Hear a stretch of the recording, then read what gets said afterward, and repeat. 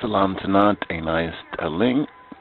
Greetings to Arasi Adinos, Teferi, and the line of Judah Society and the Brotherhood.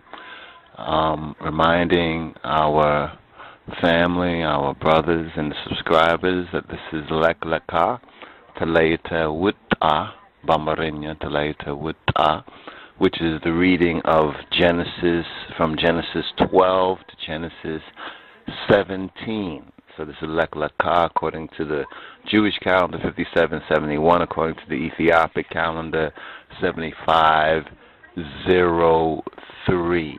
7503. And we'll touch on some of the highlights of this particular Torah or Orit portion for this particular week.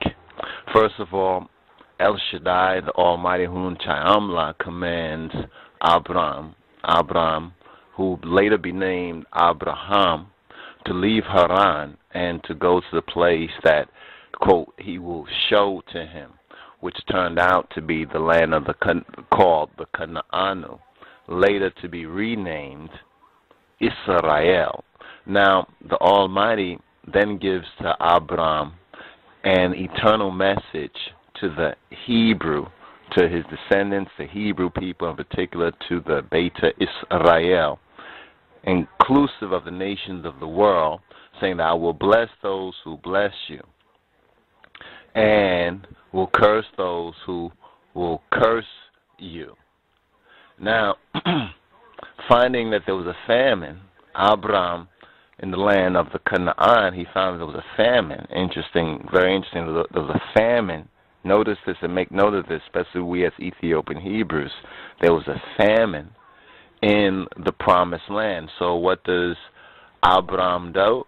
Abram, he travels to Egypt, to Kemit, right?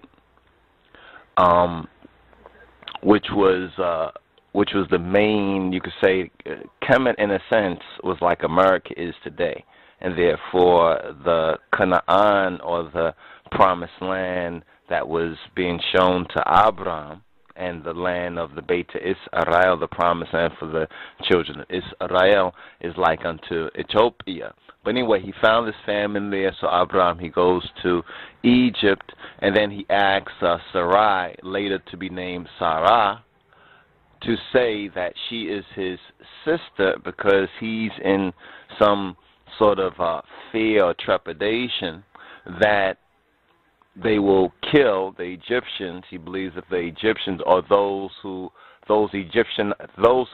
is a very interesting area. But anyway, the cover story is that he believes the Egyptians are going to kill him in order to marry his wife, his sister wife. This is a note also on another related subject matter that we're seeking to teach on. Anyway, Pharaoh, he evicts Abram. We're just giving you the cover story right here, but please study the details, because like I said, the devil's in the details. The details really give us the full picture when we put this all into context and perspective. Anyway, Pharaoh evicts Abram from Egypt after attempting to take Sarai for a wife. Now they settle in a place called Hebron, later to be known as the Kiryat Arba, and along with his nephew Lot, he settles in Sodom. So Abraham, he settles in Hebron, and Lot, his nephew, settles in Sodom or Sodom. Now Abraham has to rescue Lot, who was taken captive. And here's was a very interesting battle, a very ancient but interesting battle called the Battle of the Four Kings, the Battle of the Four Kings against the Five.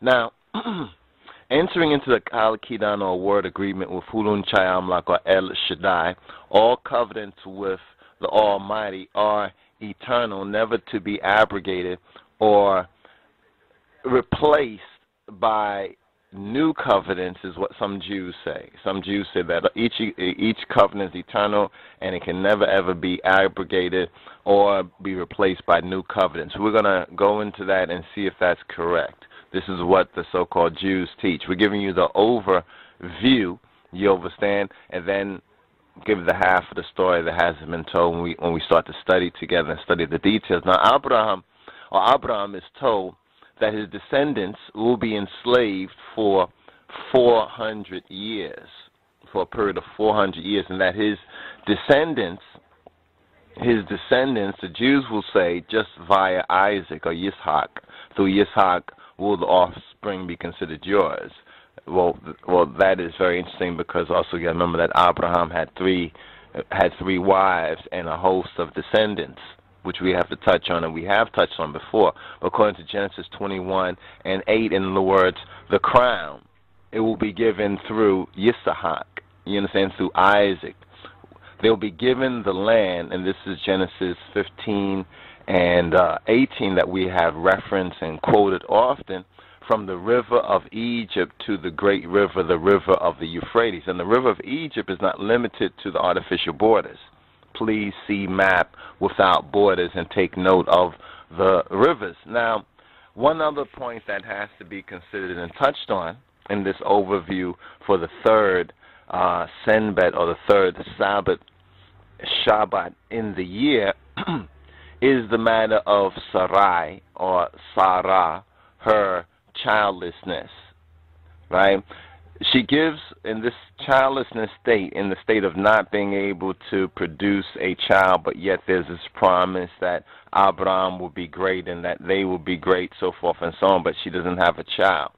So Sarah or Sarai is suffering childlessness. And there's a very important point even in the nuance between the name Abram and Abraham and Sarai and Sarah.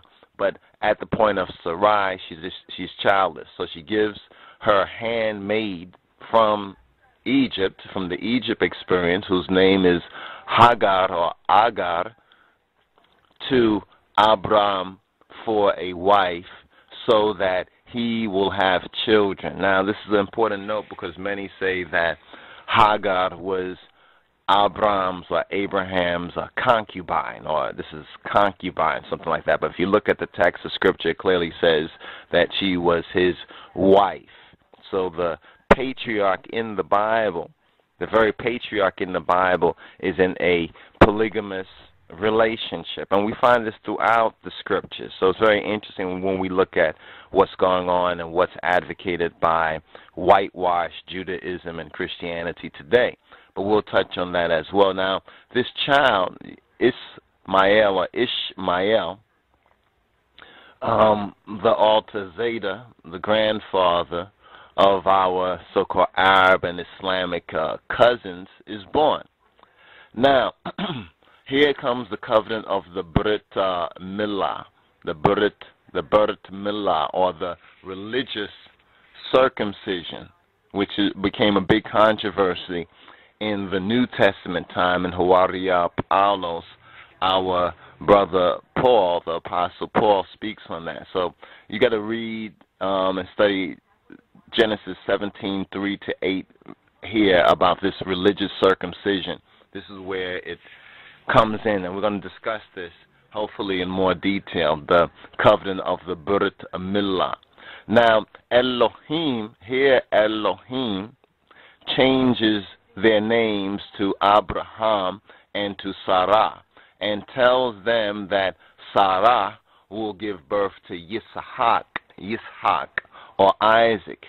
And it's at this point that Abraham circumcises all of the males of his household. And of course, ones will ask, well, of course, brothers and sisters, especially the brothers, have questions about circumcision to this day, and there was big controversies about whether the Gentiles should circumcise when they became Christian or followers of the Mashiach, in the New Testament times, and many are confused about the proper interpretation of that in the New Testament because they need to return to the foundation, the foundational text and study of the Old Testament. بسماء والمنفس القدوس أحد أملاك أوريت زفترت مئرافا أسرى مسكتر أمس ودا ميدام أوت أونا ودا سمايا تملكت كواكبت نما لتا قطرات شوا تتشل اندهونه قطر آلو زرهم اندزيهو يهونا آلو ترجم. Translation, Genesis 15:5. And he brought him forth abroad and said, now look toward the heaven and tell the stars, count the stars, and if thou be able to number them. And he said to him, so shall thy seed be. So shall thy seed